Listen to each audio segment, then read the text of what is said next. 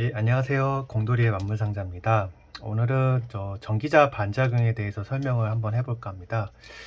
전기자 반작용 하면은 뭐 전기기사 공부했을 때 그 전기기기 파트에서 나오는 내용인데요. 이번에 이제 제가 기술사 모의고사를 보면서 이 문제를 접했습니다. 처음에는 이 문제를 10점짜리 문제로 작성을 했었는데 하다 보니까 제가 내용을 제대로 잘 모르는 것 같아서 이번 기회에 공부도 하고 그 공부했던 내용을 한번 영상으로 남겨보자 해서 작성을 하게 되었습니다.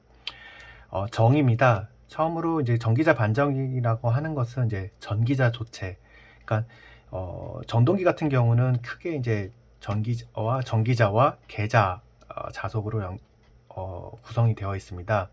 계자 자속 같은 경우는 말 그대로 이제 자속을 공급을 해주는 거고요. 전기자 자속 같은 경우는 이 회전하는 부분에 이제 전기를 만들어내는 부분입니다. 이제 실제로는 발전기 같은 경우는 여기 부하가 아니라 발전기가 설치가 되어 있어서 부하 전류가 흐르게 되는 거고요. 그리고 전동기 같은 경우는 여기 모터 부하가 아니라 이제 조명 부하라든지 일반 부하가 붙으면서 같이 동작이 되겠습니다. 실제로 이제 RLC 부하가 있을 때 전기자 반작용이 생기는데요. 정의부터 다시 한번 말씀드리면은 이 전기자 도체의 전류가 흐를 때 이 전기자 도체에 흐르는 전류에 의해서 자속이 만들어집니다. 그러면은 이 회전자의 발생해주는 계자 자속과 전기자에 흐르는 전기자 전류에 의한 전기자 자속이 이 계자 자속에 상세 또는 영향을 미치게 됩니다. 그래서 이때 미치는 현상이 바로 이제 전기자 반작용이라 하고요. 이게 부하가 없을 때는 전기자 전류가 흐르지 않기 때문에 전기자 반작용이 생기지가 않습니다. 하지만 전기자 쪽에 뭐 R이라든가 L이라든가 C 부하가 생기게 되면은 전기자 반작용이 발생이 되고 이때 자기장이 자속이 이제 불평형이 일어나는 거죠. 요 내용은 차단기 파트에서 이제 기어 전류하고 과도 리액턴스라는 부분이 있을 때 또 내용이 나오기도 합니다. 요거는 참고 사항이니까요. 한번 봐주셨으면 하고요. 그래서 전기자 반작용에 대해서 이제 본격적으로 설명을 들어가면은 전기자 반작용은 이제 전류가 최대인 지점, 그러니까 자속을 최대로 받는 지점에서 발생이 됩니다.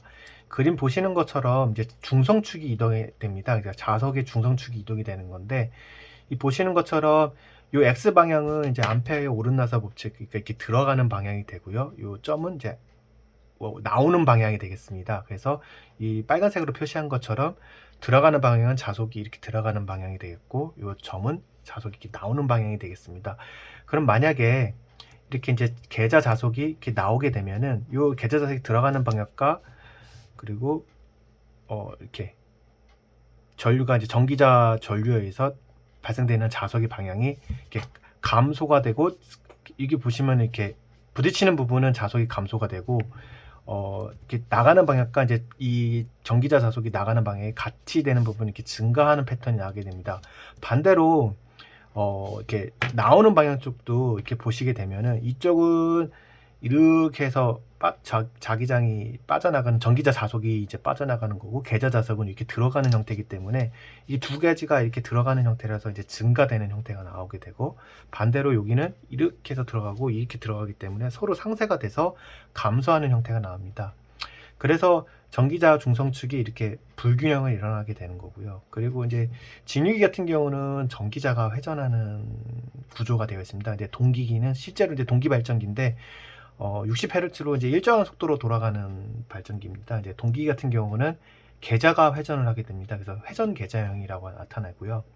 요 위가 이제 직류 발전기에 관련돼서 전기자 반작용을 표현을 했다면, 요 아래 그램은 이제 RLC 부하가 이제 전기자 전류, 이게 이제 전기자 전류가 형성된 전기자 건선이 되겠고요. 이게 바로 이제 계자 건선입니다. 이제 회전 계자형으로 해서 이제 전자석인데 전자석이 이렇게 회전하게 됩니다.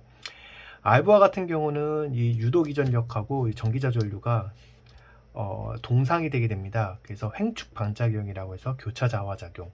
그러니까 중성축 변화가 없습니다. 이게 서로 이제 상쇄가 되는 거죠.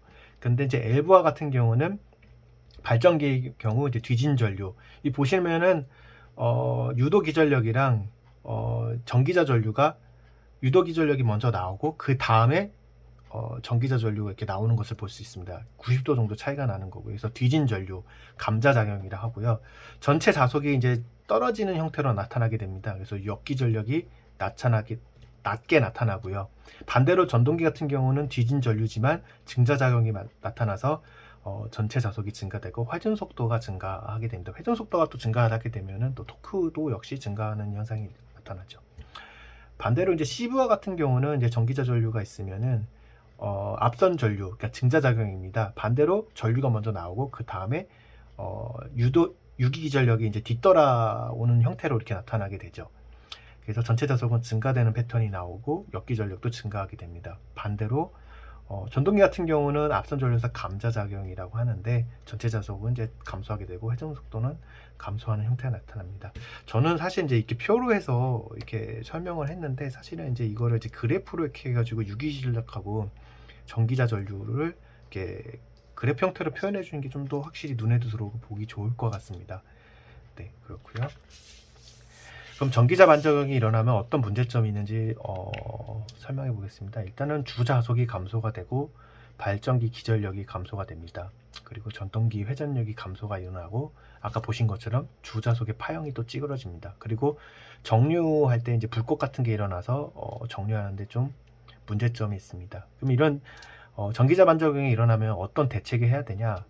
흔히 저희는 이제 보상건선과 보급을 설치한다라고 이제 설명을 합니다. 이제 이것을 이제 기술사 답안지에 표현하기 위해서 간단하게 이제 표현을 했고요. 사실은 이제 사진처럼 이제 표현할 수는 없기 때문에 저는 이제 25점 형태로 이렇게 표현을 하였고 25점이기 때문에 이제 네 문제를 이제 100분 안에 풀어야 됩니다. 그래서 한 25분 정도 소요가 되고요. 사실 여기에 이제 뭐 매진마블이라든지 좀 더 자세한 내용이 좀 더 들어가야 되는데 제가 일단은 공부한 내용은 이제 여기까지 해서 이렇게 정리를 해봤습니다. 그래서 보급과 보상건선은 전기자 건선에 보상건선을 설치하여서 이 계좌 건선에 나오는 자석의 불평형을 평형을 맞춰주는 거고요. 보급은 말 그대로 계좌 자석 주변에 이렇게 위에 보는 보급을 하나 설치하여서 중성축은 이제 이동하는 것을 방지해주는 현상이 되겠습니다. 요거는 이제 참고 그림인데요. 제가 아까 이 표로 보여드렸던 요 그림이 어떻게 좀 표현하면 좋을까 생각을 해서 이제 한 장짜리로도 한번 이렇게 뭐 그림을 표현을 해봤는데 사실은 이 한 장짜리 표현보다는 이렇게 표로 이렇게 분배해서 나타내는 게 더 표현 효과가 좋을 것 같아서 이렇게 나타냈습니다. 네, 이상으로 전기자 반작용 관련돼서 설명을 마치도록 하겠습니다. 감사합니다.